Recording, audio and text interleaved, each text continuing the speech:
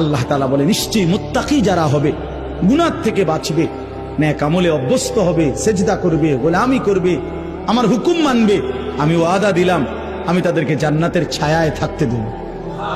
জান্নাতে কোনো রোদ হবে না, তাপ হবে না। ওয়ায়ুন, এবং জান্নাতের ঝর্ণা ধারায় 24 ঘন্টা তাদের সাথে আমি আল্লাহ তাআলা তাদের পাশে বইয়ে দেব। আল্লাহর কথা শুনতে গেলে যে জিমায়, মনে রাখতে হবে তার কলিজার ভিতরে আখিরাতের ফিকির নিঃসন্দেহে কম, আখিরাতের অনুভূতি নেই, আখিরাতের ব্যাপারে গাফেল। এই জন্য তার কলিজার ভিতরেই এটা যে এগুলো আমার তেমন কোনো প্রয়োজনীয় বিষয় না। হলো হুজুরের চাকরি, শুক্রবারে ওয়াজ করণ লাগে, এটা হুজুরের ডিউটি, হুজুরে করে, আমার কি? আমার তো হলো আমার দুনিয়া, আমি খাইয়া দাইয়া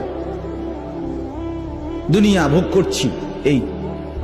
কিন্তু যদি উনি বুঝতেন যে এই কথাগুলো আমার জন্য, এই কথাগুলো আমার আখিরাতের জন্য, তো নিশ্চিত শতভাগ মনোযোগ দিয়ে শুনতেন। আমাদের নওজোয়ান ছেলেরা, ওলামায়ে কেরাম জুমার নামাজে বয়ান করে, পিছনে বসে বসে দেখবেন এই ধাক্কা ধাক্কি, ঠেলাঠেলি, দুষ্টামি, কথাবার্তা, মোবাইল টিপতেছে, এই মস্কারি করতে করতে হাসি রসিকতার মধ্যেই সময়টা পার করে এরপরে নামাজ শেষ হয়ে বের হয়েছে।